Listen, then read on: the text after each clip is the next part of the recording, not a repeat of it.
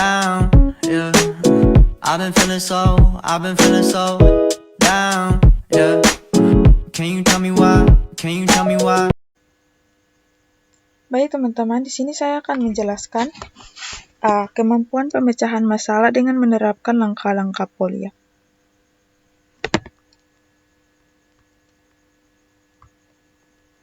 Nah, di sini topik pembahasan yaitu strategi identifikasi subtujuan dengan menyelesaikan masalah menggunakan langkah-langkah Polya. Yang kedua, strategi menggunakan koordinat dengan menyelesaikan contoh soal menggunakan langkah-langkah Polya.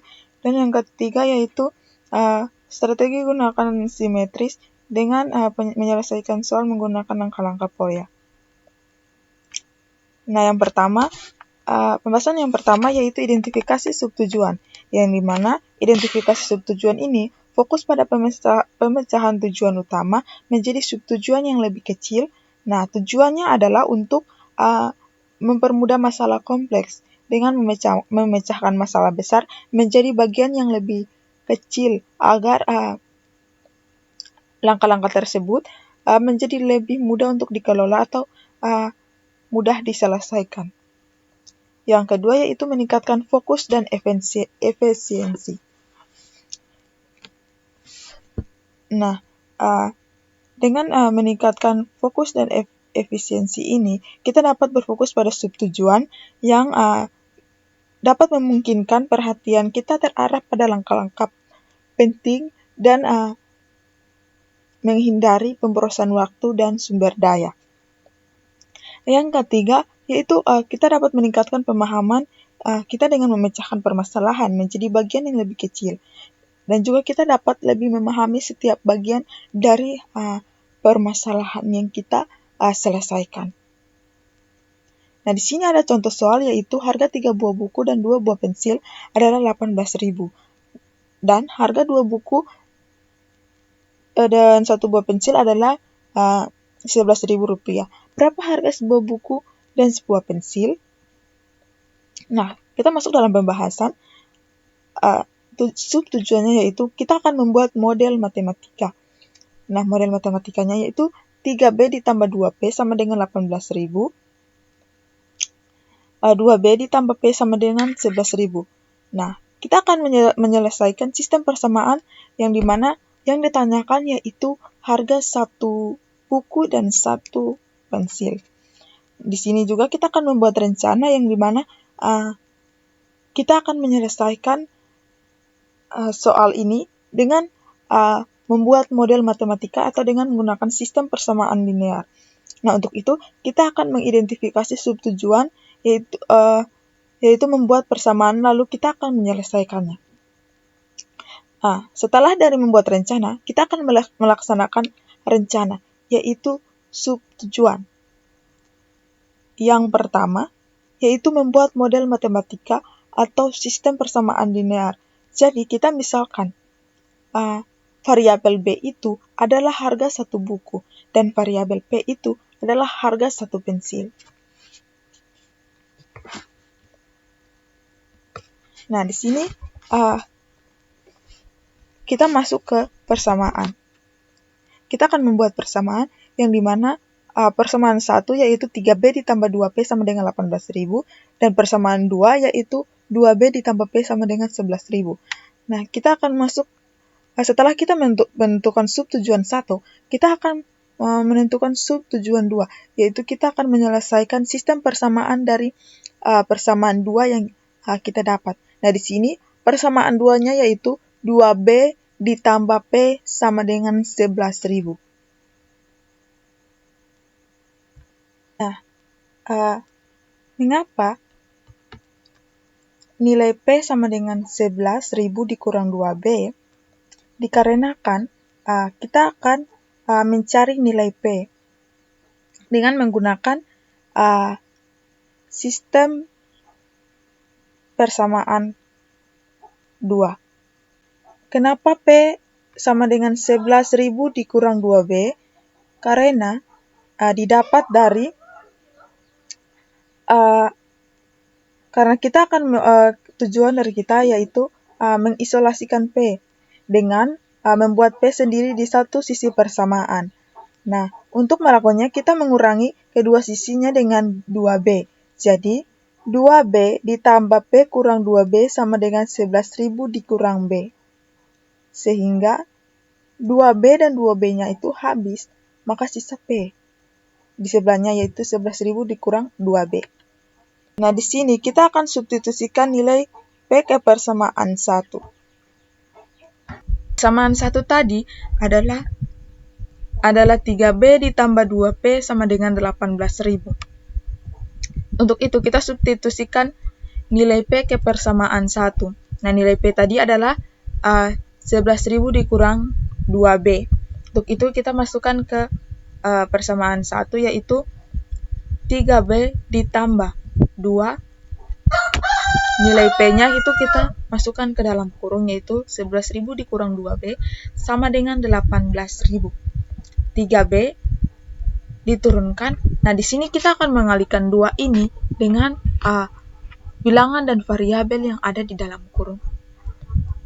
Sehingga 2 dikali dengan 11 sama dengan 22.000 dan 2 dikali dengan 2B. Nah, di sini adalah plus 2 dikali dengan min 2B sehingga menjadi min 4B sama dengan 18.000. Nah, kita akan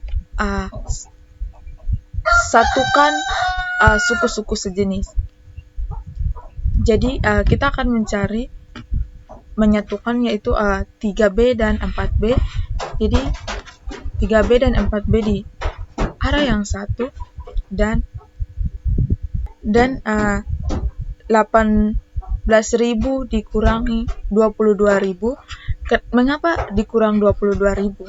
Karena 22 dari sisi kiri ini plus sehingga dipindahkan ke kanan menjadi min.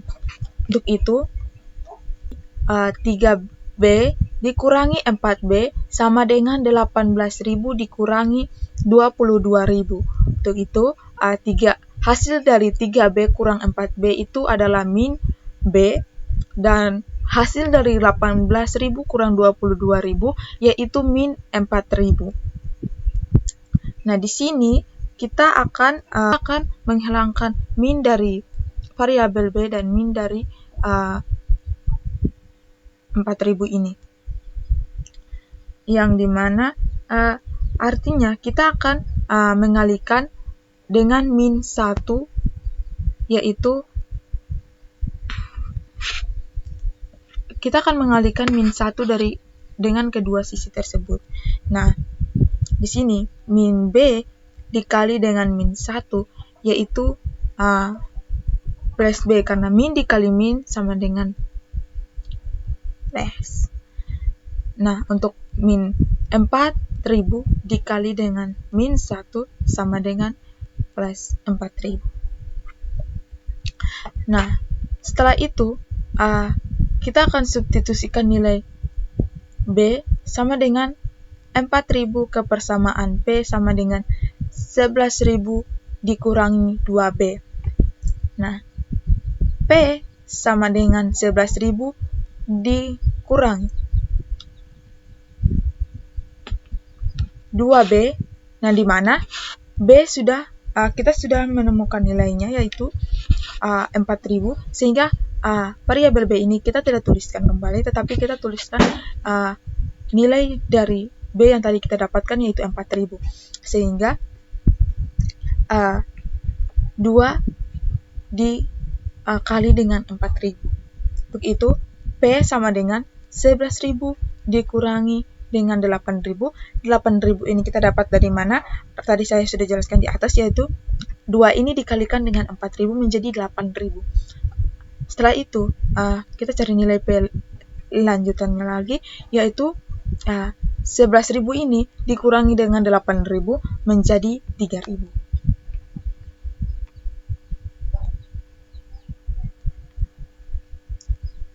Nah, jawabannya jadi harga satu buku itu sama dengan Rp4.000 dan harga satu buah pensil yaitu Rp3.000.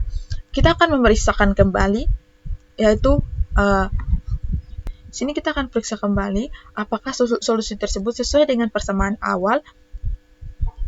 Nah, 3 dikali 4.000 ditambah 2 dikali 3.000 itu sama dengan 3 dikali 4.000 itu sama dengan 12.000 dan 2 dikali 3.000 itu sama dengan 6.000. Sehingga 12 ditambah 6 itu 18.000. Sesuai. Itu persamaan 1. Nah, persamaan kedua yaitu 2 dikali 4.000 ditambah 1 dikali 3.000 itu sama dengan 2 dikali 4.000 itu sama dengan 8.000 dan 1 dikali 3 itu sama dengan 3.000. Maka 8.000 ditambah 3.000 sama dengan 11.000. Jadi persamaan tersebut sudah sesuai dengan persamaan awal. Jadi solusi tersebut sudah sesuai dengan persamaan awal.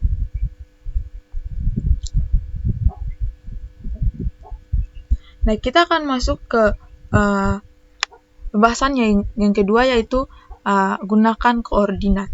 Nah, strategi menggunakan koordinat adalah strategi memecahkan masalah yang melibatkan penggunaan sistem koordinat untuk memvisualisasikan dan menyelesaikan masalah.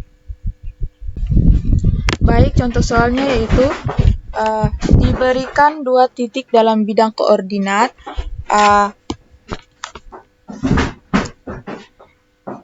titik A dengan koordinat 2,3 dan titik B dengan koordinat 6,7. Nah, pertanyaannya, tentukan panjang jarak antara kedua titik tersebut menggunakan rumus jarak.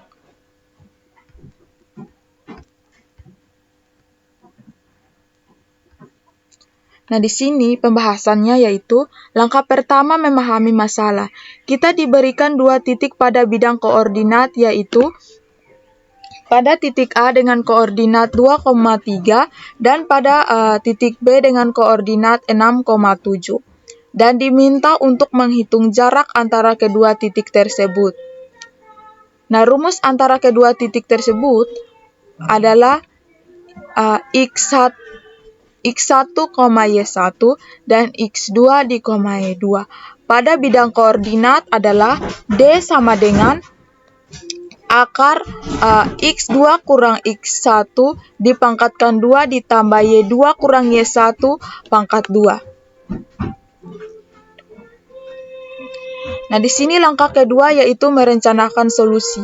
Untuk menghitung jarak antara titik A dengan koordinat 2,3 dan titik B dengan koordinat 6,7, kita akan menggantikan nilai X1 dengan 2, Y1 sama dengan 3, X2 sama dengan 6, dan Y2 sama dengan 7.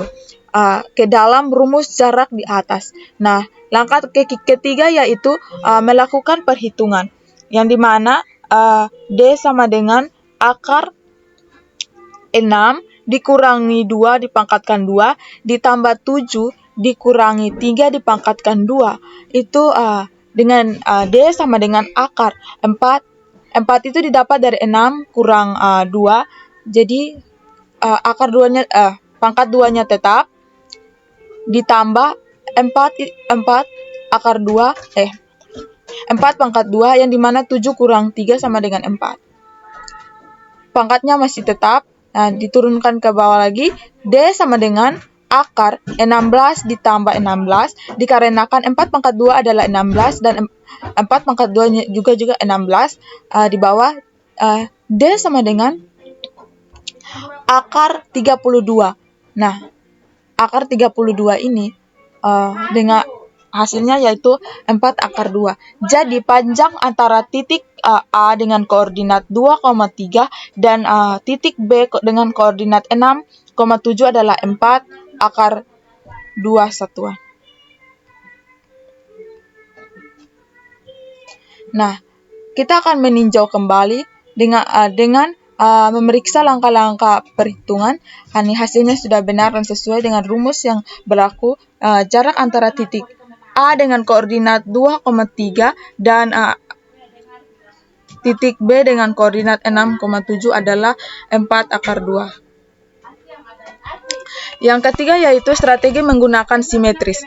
Dalam pemecahan masalah matematika, berarti memanfaatkan sifat-sifat simetri yang ada pada suatu objek atau permasalahan untuk menyederhanakan atau mempermudah penyelesaian.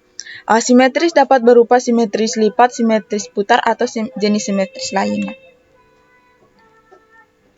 Nah, contoh soal, sebuah taman berbentuk persegi panjang akan dipasang ubin berbentuk persegi dengan ukuran sisi 80 cm. Jika panjang taman 10 meter dengan lebar taman 8 meter, berapa banyak ubin yang dibutuhkan?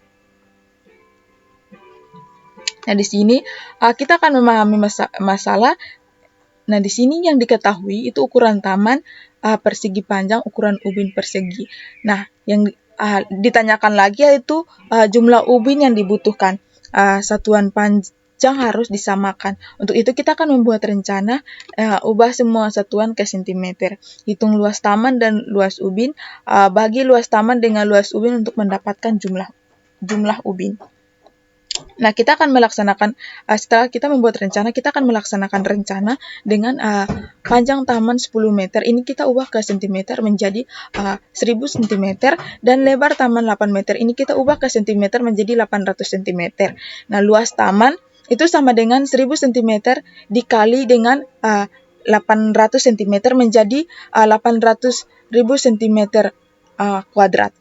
Nah, luas ubinnya itu sama dengan 50 cm dikali 50 cm sama dengan 2.500 cm kuadrat. Untuk itu, jumlah ubin sama dengan 800.000 cm kuadrat dibagi dengan 2.500 cm kuadrat dengan itu tuh sama dengan 320 ubin. Baik, di sini kita akan setelah itu kita akan memeriksa kembali.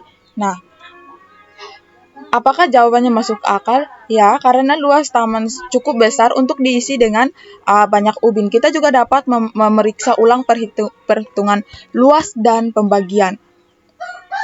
Yang dimana kita pastikan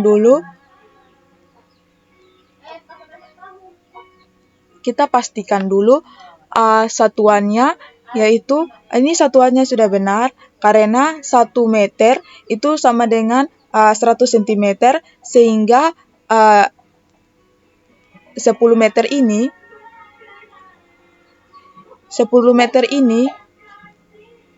sama dengan 1000 cm dan 8 meter ini sama dengan 800 cm. Nah, kita akan menghitung kita akan periksa ulang perhitungan luas yang dimana 1000 cm ini dikali dengan 800 cm itu sama dengan 800.000 cm kuadrat yang dimana mengalikan dengan secara manual.